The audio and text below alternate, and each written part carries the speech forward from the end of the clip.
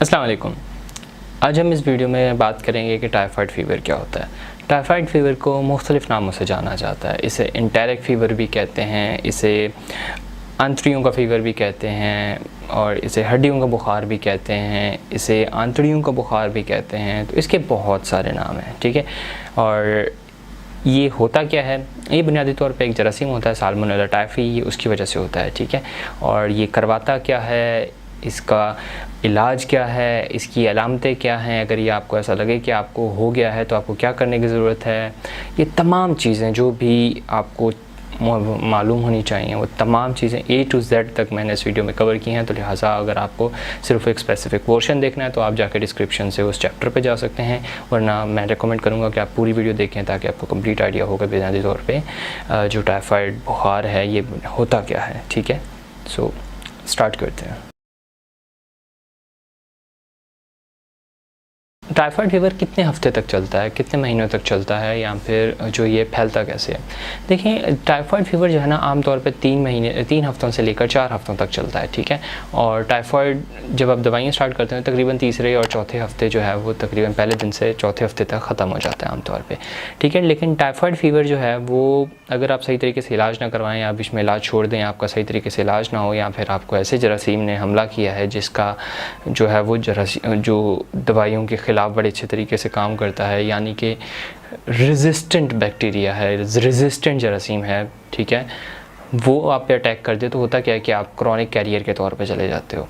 ये दोनों चीज़ें क्या है ये मैंने कंप्लीट समझाया है, कंफ्यूज मत हो, ये चीज़ें आपको थोड़ा सी लगेंगी भी फ़िलहाल, लेकिन आप जो वीडियो ख़त्म होगी तो मैं इंशाल्लाह ताला आपको तमाम चीज़ें क्लियर हुई भी होंगी। अच्छा, और ये फैलता कैसे?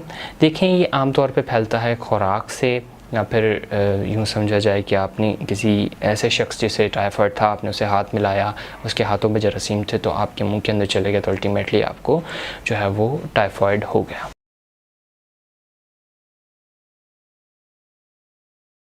अलामतें क्या आती हैं, ठीक है। देखिए, आमतौर पे जो टाइफाइड है उसकी अलामतें, उनको मैंने बेसिकली 2 में डिवाइड किया है, ठीक है। अर्ली जो यानी कि जो शुरुआत में आपको जो है आमतौर पे महसूस होंगी वो ये हैं कि आपको बुखार होगा। अच्छा, बुखार इसका जो टाइफाइड है बड़ा इसका बुखार को बड़ा जो है ना ख़ास तौर पे कहा जाता है, इसका नाम होता है स्टेप लैडर फीवर। ये कंटिन्यूसली रहता है, हर वक्त रहता है, ठीक है। ऐसा होगा कि सुबह के टाइम आपको हल्का हल्का बुखार है, शाम होते होते आपको बुखार बहुत तेज़ हो जाएगा, लेकिन फिर उसके बाद कम होना शुरू हो जाएगा, फिर दोबारा बढ़ने लग जाएगा। लेकिन ये ऐसा नहीं होगा कि आपका बुखार बिल्कुल ख़त्म हो गया, ठीक है। अब जैसे जैसे दिन गुजरता जाएगा इसका बुखार भी तेज़ होता जाता है, ठीक है। तो ये टाइफाइड के जो बुखार होता है इसे स्टेप लैडर फीवर कहते हैं, ठीक है।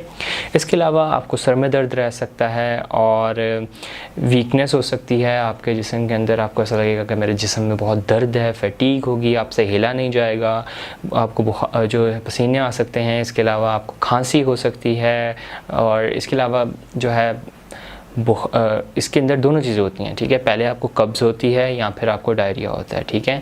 इसमें दोनों चीज़ें होती हैं टाइफाइड के अंदर। इसके अलावा एक और अगर आप ख़ास तौर पे बच्चों के अंदर टाइफाइड के साथ रैश भी आता है, यानी कि उनकी जिल्द के ऊपर यूँ समझे एलर्जी टाइप के रैश एक बन जाता है, ठीक है, ख़ारिश होती है। और इसके अलावा ये कि आपकी जो पेट होता है ना वो बहुत ज़्यादा इसमें स्वेलन हो जाता है, यानी कि वो पेट आपका जो है ना भारी भारी आपको महसूस हो रहा होता है। सो ये तो हो गई वो अलामतें जो कि आपको शुरुआत में आएंगी, ठीक है। अगर आपको ये तमाम अलामतें आई लेकिन फिर भी आप जो है ढीठ बने रह नहीं भाई मैं इलाज नहीं करवाऊंगा, तो होता क्या है कि फिर आप चले जाते हो एक ऐसी स्टेज के अंदर जिसे कहते हैं आमतौर पे टाइफाइड स्टेज, ठीक है। और इसमें क्या होता है कि आपका जिस्म जो है ना बस फुली एग्जॉस्टेड, यानी कि आपको लग नहीं रहा होता कि भाई, आपको ऐसा लग रहा होता है कि बस भाई मेरे जिस्म में ताकत है ही नहीं, और आप बस दिल करता है आपका कि मैं लेटा रहूँ, और आपकी आँखें आधी खुली हुई होती हैं, ऐसा लगता है मतलब इंसान बेहोश हो चुका है, लेकिन बेहोश नहीं होता, ठीक है।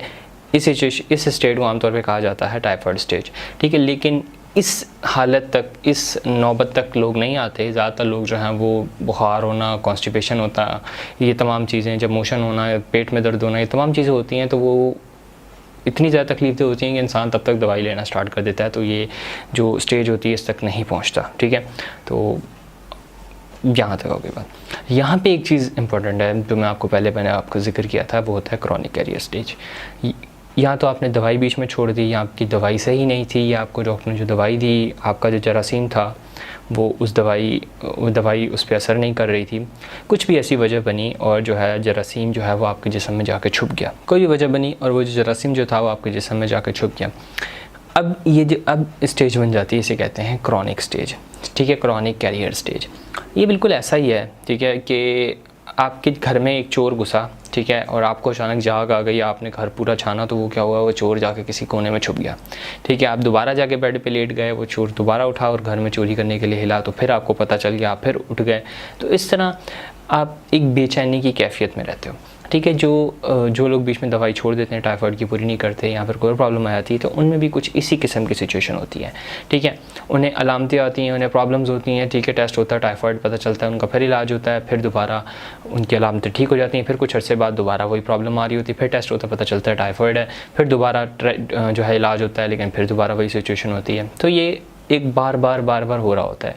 ऐसी सिचुएशन को कहते हैं क्रॉनिक कैरियर स्टेज। और ऐसी स्टेज होती है, उसमें ये देखा गया है जो टाइफाइड होता है वो ज़्यादातर आमतौर पर जाके तो पित्ते के अंदर छुप जाता है। अब ये पित्ता क्या है? लेकिन जो ये पित्ता है ये हमारे जिगर का एक छोटा सा हिस्सा है, जिसमें आमतौर पे जो जिगर से जूस निकलता है खाना हज़म करने के लिए, कुछ टाइम के लिए इस पित्ते के अंदर जाके जो है स्टोर होता है, कुछ अरसे के लिए ठहरता है, ठीक है। और ये आमतौर पे जो टाइफाइड होता है ये यहीं जाके छुप जाता है, ठीक है। और जब ये प्रॉब्लम बार बार हो रही होती है आपको कि इलाज करें फिर दोबारा हो रहा है, इलाज करें फिर दोबारा हो रहा है, तो फिर क्या होता है, डॉक्टर ज़्यादातर क्या करते हैं कि उसको सर्जिकली यानी कि ऑपरेशन करके उस हिस्से को जो पित्ता होता है उसे निकाल दिया जाता है जिस्म से, ठीक है। अब यहाँ पे एक सवाल आता है कि जब आपने जिस्म से एक हिस्सा निकाल दिया यानी कि पित्ता निकाल दिया, तो उसकी वजह से प्रॉब्लम तो नहीं आएंगी। तो इसका सवाल ये देखें, जो जिगर से जूसेस आते हैं वो बुनियादी तौर पर कुछ टाइम के लिए यहाँ ठहरते हैं, ठीक है, यानी कि ये खुद कुछ काम नहीं करता है ऐसा ख़ास। तो इस वजह से क्या होता है, जब आपके जिस्म से ये पित्ता निकाल दिया जाता है, उसके बावजूद जूसेस आते रहते हैं और आपका खाना हज़म होता रहता है, लेकिन कुछ एहतियात करने की ज़रूरत पड़ती है, लेकिन आप एक आम इंसान की ज़िंदगी, सेहतमंद ज़िंदगी गुजार सकते हो, ठीक है, इसकी वजह से इतनी प्रॉब्लम्स नहीं आती हैं। अच्छा, ये यहाँ तक आपको बात समझ में आ गई। आई होप कि मुझे आ जानी चाहिए। अगर स्टिल कन्फ्यूजन है तो आप कमेंट्स में लिखिएगा, मैं दोबारा समझा दूँगा।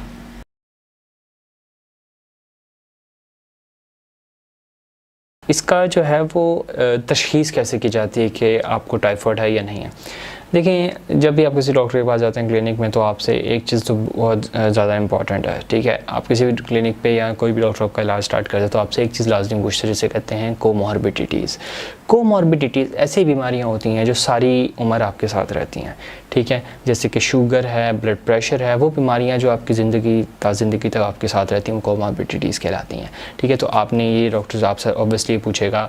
इसके अलावा आपसे जो है वो पूछेगा कि ट्रैवल हिस्ट्री में आप ऐसी जगह तो नहीं गए जहाँ पे, जैसे कि मिसाल के तौर पे हाईवे गए हो, आपने रास्ते में खाना खाया है या किसी ऐसी जगह से, क्योंकि मैंने आपको बताया कि ये खाने से फैलता है, ख़राब पानी से फैलता है और इस तरह की चीज़ों से फैलता है, तो आपसे ये पूछेगा डॉक्टर।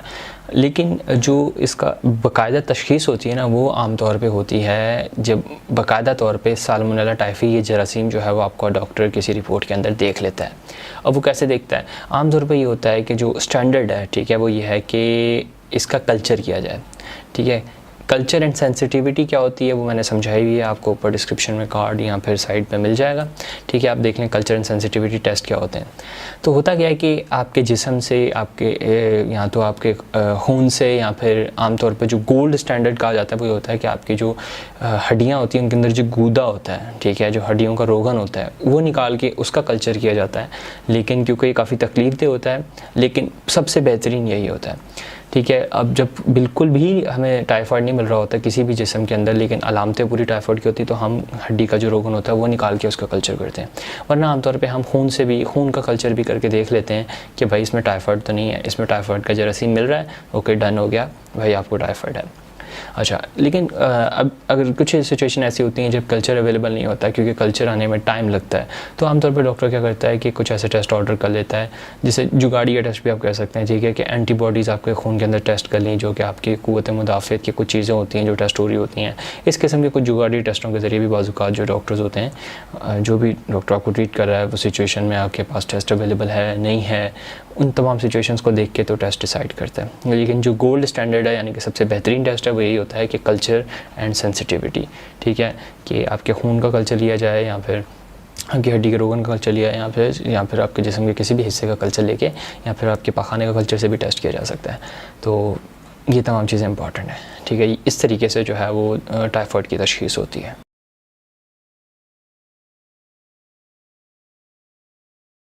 टाइफाइड का इलाज कैसे किया जाता है? देखिए, टाइफाइड के इलाज में ना तकरीबन 2 चीज़ों की बड़ी अहमियत है, ठीक है। पहला ये कि बहुत ज़्यादा पानी फ्लूइड्स जिस्म के अंदर जितने ज़्यादा अच्छे जाएंगे उतना अच्छा है।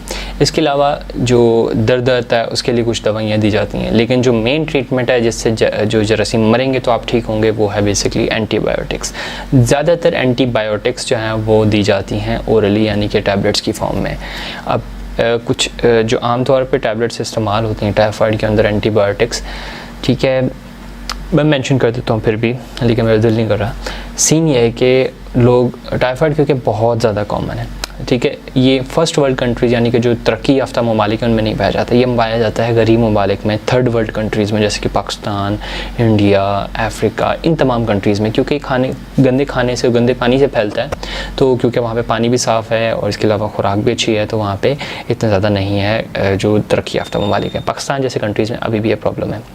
तो इसे जो है वो लोग ख़ुद से ही दवाइयाँ लेकर इस्तेमाल करना शुरू कर देते थे, और इसकी वजह से क्या हो रहा था कि ड्रग रेजिस्टेंट टाइफाइड आ गए, ठीक है। अब ड्रग रेजिस्टेंट का मैंने आपने पहले बताया था लफ्ज़ कि जो आपको स्टार्टिंग में मैंने वीडियो में बात की थी कि ऐसी सिचुएशन जिन लोगों में ज़्यादातर क्रॉनिक बन जाते हैं, क्रॉनिक कैरियर बन जाते हैं, उनमें बुनियादी कुछ वजूहत हैं। एक तो ये कि या तो इलाज बीच में छोड़ते हैं, या तो ये कि उनके जो जरासीम होते हैं वो इतने सख्त जान होते हैं कि उनकी दवाइयाँ काम नहीं कर रही होती। अब ज़्यादातर दवाइयाँ जो है ना वो पाकिस्तान के अंदर भी रेजिस्टेंट हो गई हैं। डॉक्टर्स जो हैं वो, क्या कहूँ, कुछ डॉक्टर्स की भी गलती है, कुछ कोएक्स की गलती है, और कुछ लोगों की गलती है। ज़्यादातर जो प्रॉब्लम ये है कि वो पाकिस्तान के अंदर डॉक्टर के प्रिस्क्रिप्शन के बगैर जो फार्मासिस्ट है वो अपनी मर्ज़ी से खुद ही डॉक्टर बन के दे देते हैं। अब इसमें प्रॉब्लम ये है कि उस कैलिब्रेटेड डोजेज़ होते हैं, समझाना पड़ता है, तमाम चीज़ें होती हैं। अब जो ड्रग स्टोर पे बैठा हुआ बंदा उसे बातें नहीं पता होती, ठीक है, वो दवाई उठा के दे देता है। अब हुआ ये कि आहिस्ता आहिस्ता इतनी ज़्यादा इस दवाई को इस्तेमाल किया गया, जो ये टाइफाइड का जरासीम है इस पर ज़्यादातर दवाइयाँ अब काम ही नहीं करती हैं, इतना सख्त जान हो गया। इसमें सिर्फ एक दवाई ऐसी है जो कि इस वक्त मैं आपको जो चार्ट आ रहा है इसमें एक दवाई ऐसी है जो कि पाकिस्तान में तकरीबन हर बार काम कर जाती है, बाकी दवाइयाँ काम नहीं कर रही होती, ठीक है।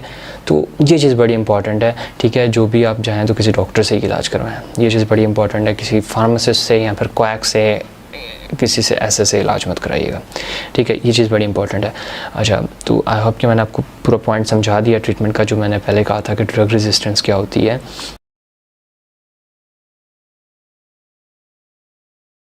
एक और चीज़ जिस पर मैं बात करना चाह रहा था वो थी कि वैक्सीनेशन, यानी कि हिफाजती टीके। आपने देखा होगा ज़्यादातर बीमारियों के हिफाजती टीके आते हैं, जैसे कि पोलियो हो गया, इस तरह की बीमारियों के। तो जो टाइफाइड है इसकी भी वैक्सीनेशन मौजूद है, और पाकिस्तान दुनिया का पहला कंट्री था जिसे जो है टाइफाइड की वैक्सीनेशन मिली थी, ठीक है, WHO की तरफ से और डिफरेंट ऑर्गेनाइजेशंस की तरफ से। तो टाइफाइड जो है ना वैक्सीनेशन पूरी दुनिया में सबसे पहले पाकिस्तान में इंट्रोड्यूस हुई है, और ये चीज़ अच्छी भी है और बुरी भी है, ठीक है। And I think that's all. This is Umair signing off. Allah Hafiz. Yeah, don't forget to subscribe this channel and do follow me on Twitter and Instagram.